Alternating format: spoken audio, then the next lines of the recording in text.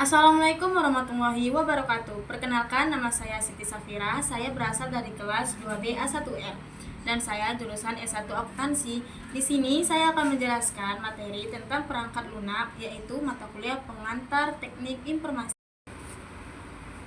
Baiklah, di sini saya akan menjelaskan 4 bidang teknologi informasi. Yang pertama, rekayasa perangkat lunak. Yang kedua, teknologi informasi bisnis. Yang ketiga, komunikasi data. Dan yang keempat, etika dan dampak sosial teknologi informasi. Baiklah, selamat menyaksikan. Baiklah, di sini saya akan menjelaskan bidang teknik informasi. Yang pertama yaitu rekayasa perangkat lunak atau RPL, merupakan bidang ilmu yang membahas bagaimana sebuah perangkat lunak dirancang, dibuat, diuji, hingga dipelihara agar dapat digunakan dengan baik dan sesuai kebutuhan pengguna. Baiklah, di sini saya akan menjelaskan tujuan utama rekayasa perangkat lunak atau RPL.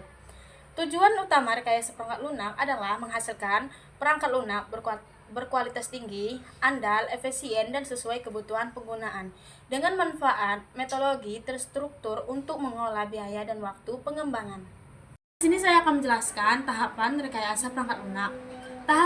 Tahapan rekayasa perangkat lunak dimulai dari analisis kebutuhan untuk mengetahui apa yang diinginkan pengguna. Kemudian, perencanaan sistem, setelah itu dilakukan pengujian untuk membuat program, dilanjutkan pengujian agar tidak terjadi kesalahan, dan terakhir pemulihan untuk perbaikan serta pengembangan. Selanjutnya, saya akan menjelaskan materi yang kedua, yaitu teknologi informasi bisnis. Pengertian teknologi informasi bisnis adalah penggunaan teknologi komputer dan sistem informasi untuk mendukung, mengelola, dan meningkatkan proses bisnis agar lebih efektif dan efisien. Dan selanjutnya, manfaat teknologi informasi dalam bisnis. Pertama, mempercepat proses kerja, dan yang kedua, mengurangi kesalahan manusia, dan yang ketiga, membantu pengambilan keputusan.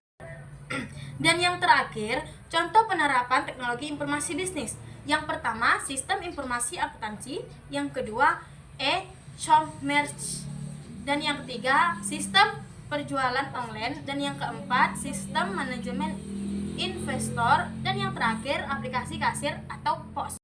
Masuk materi yang ketiga, yaitu komunikasi data. Pengertian komunikasi data adalah proses pengiriman dan penerimaan data antara dua atau lebih perangkat melalui media tertentu dengan menggunakan aturan protokol komunikasi.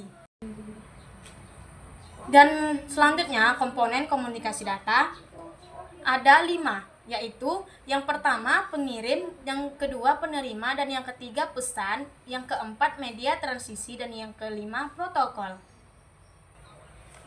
Dan contoh media komunikasi data ada 5. Yang pertama kabelan, yang kedua fiber optik, yang ketiga wifi, yang keempat bluetooth, dan yang kelima jaringan seluler. Baiklah, di sini saya akan menjelaskan materi yang terakhir, yaitu etika dan dampak sosial teknologi informasi. Pengertian etika teknologi informasi adalah aturan dan norma yang mengatur penggunaan teknologi agar digunakan secara bertanggung jawab, aman, dan tidak merugikan orang lain. Selanjutnya, juga ada dampak positif teknologi informasi. Yang pertama, akses informasi lebih cepat. Yang kedua, mempermudah komunikasi. Yang ketiga, mendukung pendidikan dan bisnis. Dan yang terakhir, meningkatkan efisien kerja. Selain dampak positif, juga ada dampak negatif teknologi informasi. Yang pertama, penyebaran hoaks. Yang kedua, kejahatan siber. Yang ketiga, pelanggaran privat. Dan yang terakhir, kecanduan gadget. Baiklah, sebelum saya penutupan, saya ada kesimpulan.